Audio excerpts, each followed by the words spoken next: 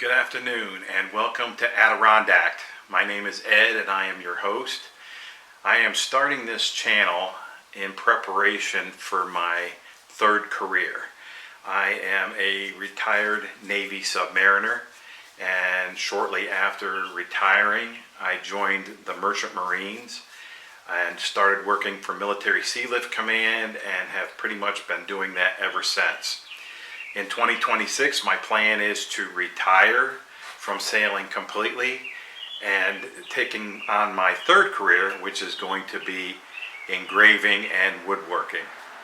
I'd like to welcome you to the shop and give you a little bit of an intro into what I'm going to be doing, a little intro into what I've got here in my shop currently, and briefly talk a little bit about some of the stuff that I have and what possibly I will be doing. So let's go take a quick tour of the shop. Welcome to my shop. Up till about 2 weeks ago, this was my two-car garage and pretty much has been totally transformed in the last 2 weeks and have now made it into my woodworking and engraving shop. This used to have a couple of rows in the center for tools and stuff, which are now currently on that wall over there. And then I had my UTV on this side and I was able to fit my truck on the other side. But with me getting ready to start this new career, I have pushed everything to the sides and have built a couple of things that are essential for my shop so that I can make this more efficient for me. The biggest thing I did 2 weeks ago was to put in these two new workbenches.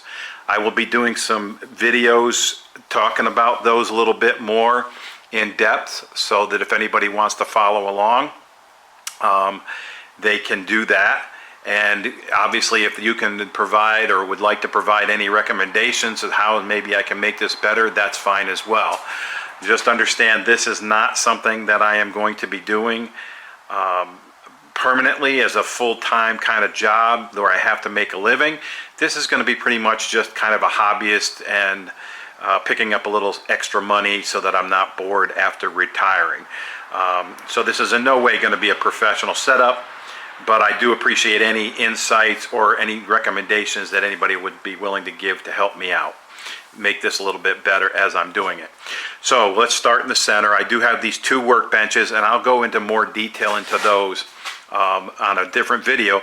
But basically I got them set up. I followed a guy I saw online with some of his plans and kind of incorporated some different things to make mine more usable to the way I wanted it set up. These are going to be set up as a modular setup so that you can link them together. And I'm also got 4-inch caster roller wheels that I'm going to put in the bottom so that these can be moved around. This also can be expanded out for another table if I'd like to. Not sure if I'm going to go that route because I think this is going to be plenty big right now. I'll do a better video on this in the near future discussing how I made it with what I made it with and give anybody some plans so that they can maybe build their own down the road. Over to the side,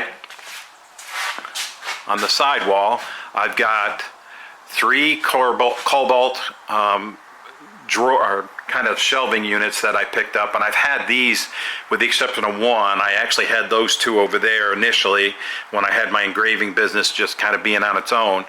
And then I've actually picked up this one to give me a little extra space. And as you can see, it takes up my whole wall, and on it I have a hat press that I'm going to be definitely utilizing. It's going to be shelving and storage space. The center one is used for my X-Tool F1 Ultra, which I just got recently. I'm still learning it and enjoying it for the most part. I had the older original X-Tool up here and really liked it. And when they came out with this, I kind of jumped on it and got it because I was really impressed with the X-Tool setups. Over on this side is going to be where I'm going to be using my diode or my CO2 laser, whatever I have. Right currently I have a Glowforge, which is okay, and it was a great learning experience to get me into it, and it has the pass-through, so it is the bigger of the units that they have. The only downside I have with Glowforge is the fact that it's all cloud-based. So if I lose my internet, I'm kind of in a pinch to where I can't work. I am going to be looking at either going to a Thunder down the road, maybe a Thunderbolt, because I don't know that I need anything super big, or I might go to the X Tool. I think it's the PS1 is the comparable kind of setup that they have. That's going to be down the road, and it's a work in progress. As I create funds to kind of get going, then I will be doing some different upgrades in here as well. Going against the back wall, I have a set-on stool which helps me out with the X Tool. I am going to get a lower stool which is going to facilitate for the other two things a little bit better, the other two units. And I am one other thing is that I am looking at taking these top shelves off. These I had before for storage because I had this in my cellar. I think I'm going to take these off only because it will allow more of this lighting to come down on this better, of which I am looking to increase a little bit more lighting into this space here in the near future, just to help me out, because this is great with these two sets of lights I got here. I don't remember the name brands, and I can definitely put it together here at some point, but it definitely creates some nice light, and I am looking to put some more in here. I also have a stall. This was a stall heat press. I also have a stall shirt press where I've gotten into doing some of that as well in the past. Coming around, that's kind of a workbench that houses all my stuff. This is going to get cleaned up. It's just, this shop is kind of a work in progress right now. Coming over here, I've got a table saw that I just got recently. I really like it. It's pretty decent. It does what I need it to do. I like the stand that comes with it.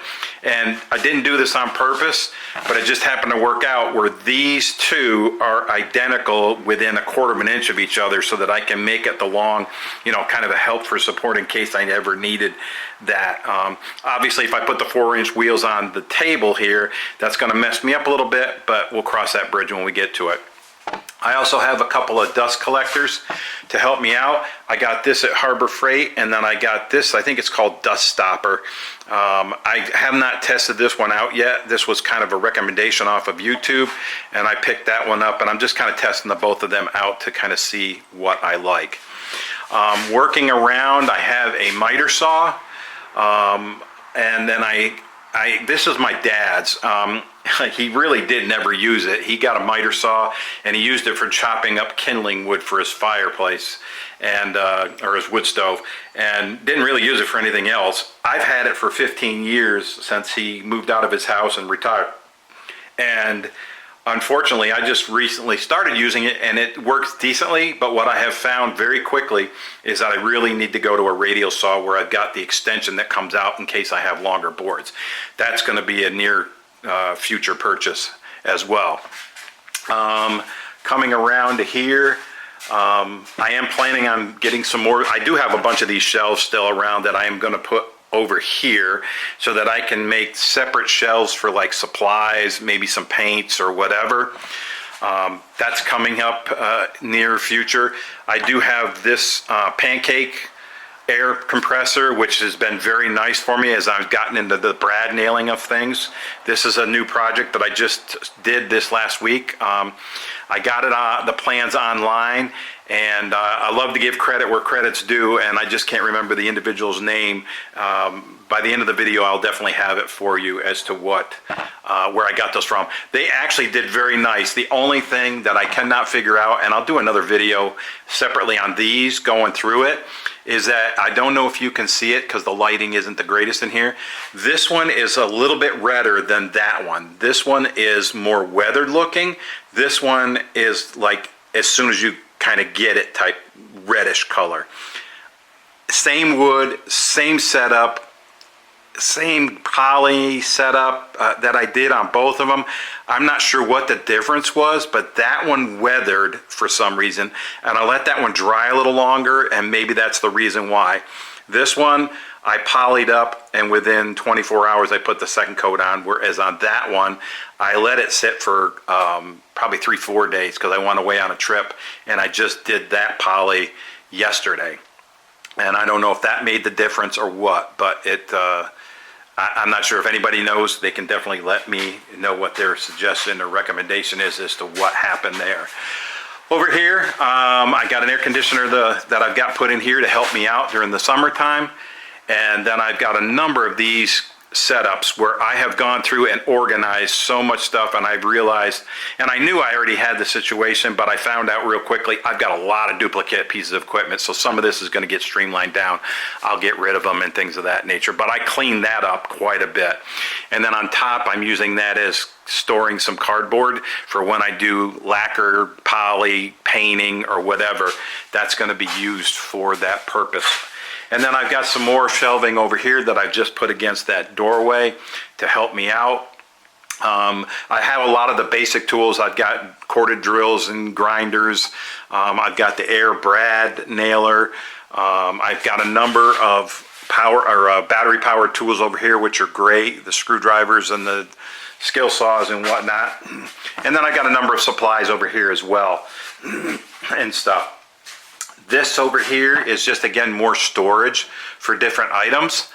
And, you know, I was trying to get into some staging stuff earlier when I first started.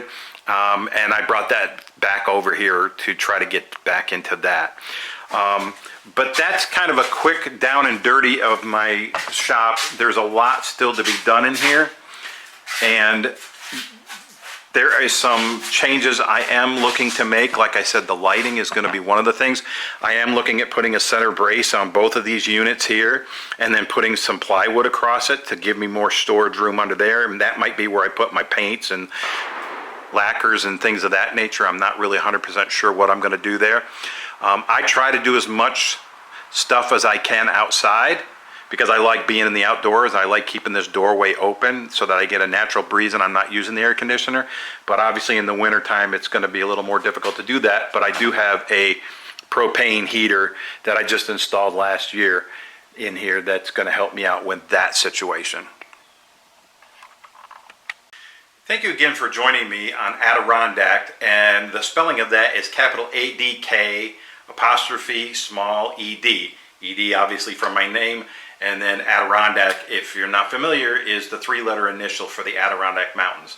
The one thing I did forget to mention is that I am located in the southern end of the Adirondack Park, and thus that's where the name comes into play. And then I kind of branded it up with ADK'ed, which is going to also be engravings and woodworking. So I hope you enjoyed the intro and the shop tour real quick as I go along. I'm just looking to maybe inspire other people to get into doing some side hustles or some hobbies that they are interested in, as well as maybe giving some motivation, some tips that I learned that will come along as I go through this journey of my life. And I'm really excited about this next chapter of my life. I thoroughly enjoyed my 40+ years between the Navy and the Military Sealift Command. But now I am definitely looking forward to the last part of my life, which is going to be retiring and doing woodworking and laser engraving, some hat pressing, and just kind of doing some stuff to keep me busy and be a little more relaxed as I go through these next few years.